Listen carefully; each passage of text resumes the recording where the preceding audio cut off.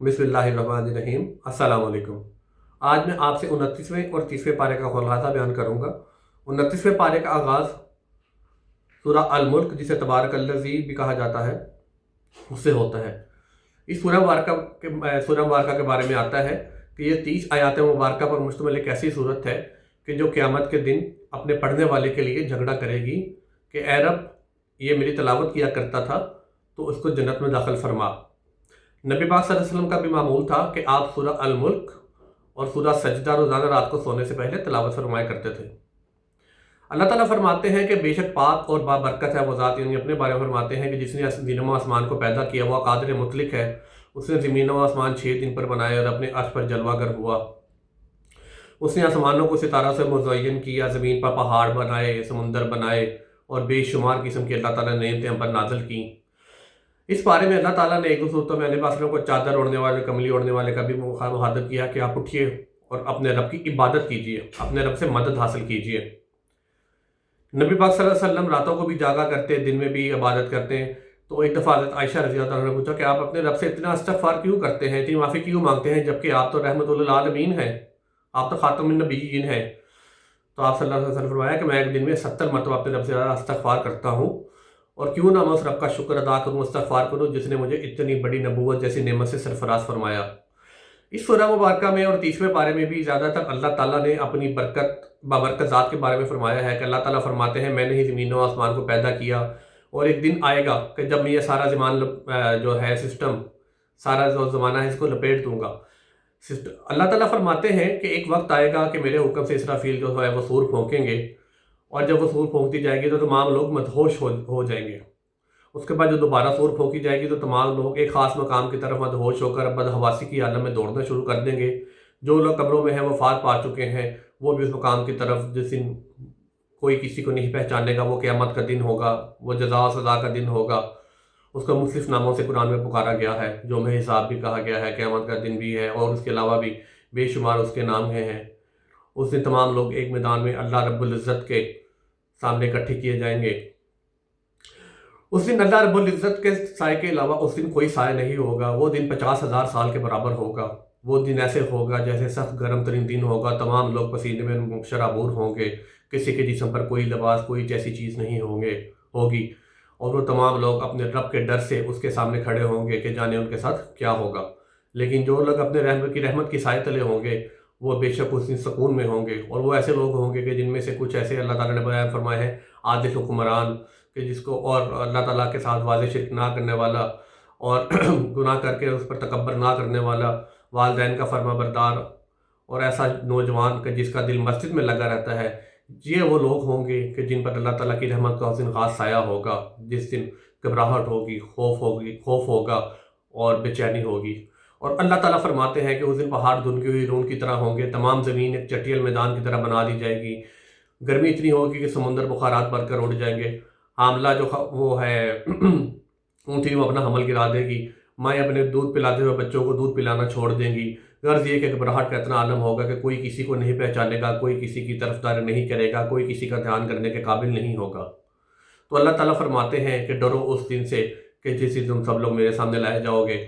उस दिन ज़ुबान बंद कर दी जाएगी, और इंसान के जो बाकी जिस्म के अज़ा हैं, आँखें हैं, कान हैं, और जिस्म के बाकी अज़ा, हाथ पाँव, वो गवाही देंगे कि इंसान ने उनको किस तरह से इस्तेमाल किया, किन कदमों के साथ चलकर वो नेकी की तरफ गया, किन कदमों के साथ चलकर वो बुराई की तरफ गया, किन हाथों से उसने नेकी की या बुराई की, किन आँखों से उसने अल्लाह ताला के बताए हुए अच्छे काम किए, तिलावत की, और किन आँखों से, उन आँखों से जिस तरह उसने कोई गलत काम देखा। ये तमाम अल्लाह ताला के सामने बयान किए जाएंगे, और इंसान उस दिन बेबस होगा, और उसकी ज़िंदगी की सारी हकीकत उसके सामने खोल दी जाएगी, और यकीनन वो बड़ा हौलनाक दिन होगा।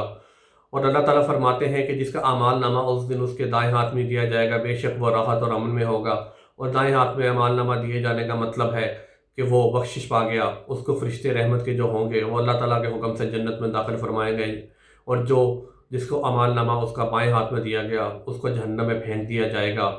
इसी तरह अल्लाह ताला फरमाते हैं कि जन्नत में बेशुमार नेमतें होंगी, जहाँ पर बेशुमार गुलाम होंगे, जवान लड़के होंगे जो आपकी खिदमत में मामूर होंगे। दूध और शहद की नहरें होंगी, एक ऐसी शराब की नहर होगी कि जिसमें मदहोशी नहीं होगी। इंसान जो चाहेगा वो उसके सामने फ़ौरन हाजिर कर दिया जाएगा।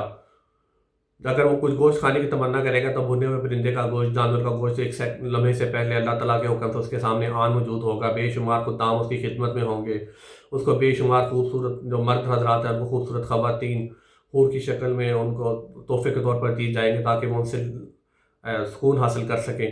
اسی طرح اللہ تعالیٰ فرماتے ہیں کہ مومنین جو ہیں وہ بادشاہوں کی طرح تخت پر تکیے لگائے بیٹھے ہوں گے اور وہ بڑی شان والے لوگ ہوں گے، اور جہنم والے بیچارے پچھتا رہے ہوں گے کہ کاش ہم نے اپنے رب کا پیغام دنیا میں مان لیا ہوتا، اور وہ کہیں گے کہ کاش ہم کوئی ایسا کام کر سکیں جس سے ہم دنیا میں واپس جا سکیں اور دوبارہ سے رب کی فرما برداری کر کے اپنی مغفرت کا سامان کر سکیں۔ لیکن جب قیامت کے دن حساب جزا کا فیصلہ ہو جائے گا تو اس کے بعد کسی قسم کا کوئی بھی معاملات نہیں رہے گا، سب اپنے اپنے انجام کو پہنچ جائیں گے۔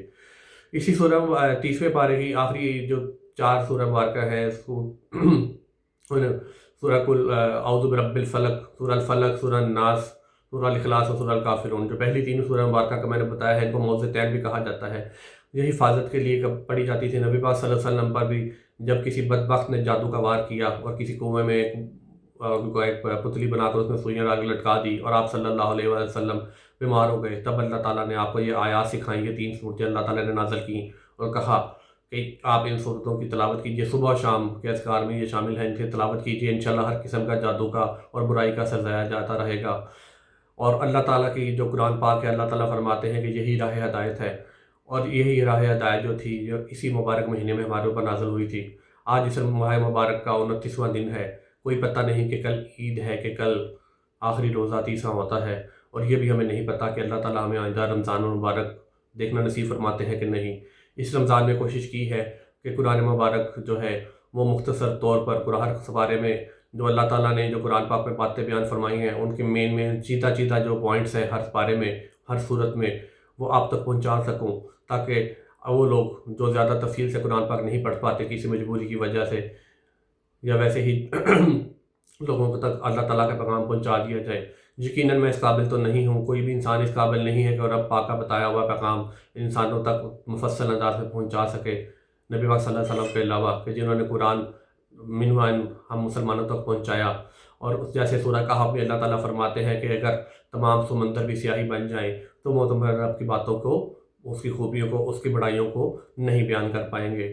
تو لیکن میں نے کوشش کی کہ میں اللہ تعالیٰ کا کلام جو ہے وہ آپ تک، اس کی جو چیدہ باتیں ہیں آپ تک پہنچا سکوں۔ آپ سب سے میری گزارش ہے کہ آپ میرے حق میں دعا کریں کہ اللہ تعالیٰ مجھے صحت، ہمت، عافیت والی زندگی دے، اور اللہ تعالیٰ مجھے جب تک زندگی دے ایمان کی حالت میں قائم رکھے۔ اللہ تعالیٰ مجھ سے جڑے ہوئے افراد، میرے گھر والے اور جتنے بھی قریبی دوست، احباب، بہن بھائی جتنے بھی ہیں، جس نے بھی دعا کے لیے کہا ہوا ہے، اور جو بھی میرے سامعین ہیں سننے والے، اور جو بھی اس پیغام کو سننے والے دیکھنے والے ہیں، اللہ تعالیٰ سب پر اپنی خصوصی رحمت نازل فرمائے۔ رمضان المبارک میں کی گئی تمام کوششوں کو قبول و منظور فرمائے۔ اللہ تعالیٰ ہمیں آئندہ رمضان دیکھنا بھی نصیب فرمائے، اور ہمیں رمضان میں کی گئی جو جتنی بھی کوششیں ہیں ان پر پیرا عمل رہنے کی توفیق عطا فرمائے، کہ ہم جس طرح رمضان میں اللہ تعالیٰ نے ایک خاص ہماری روٹین، ایک عادت بنا دی ہے، جو پریکٹس کا مہینہ اللہ نے ہمارے لیے بنایا ہے، ہم اس پر قائم و دائم رہ سکیں اور اللہ تعالیٰ کی رضا کو حاصل کر سکیں۔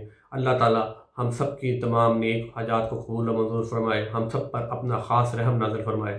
انشاءاللہ العزیز جلد دوبارہ آپ سے ملاقات ہوگی، دعاؤں میں یاد رکھیے گا۔ السلام علیکم۔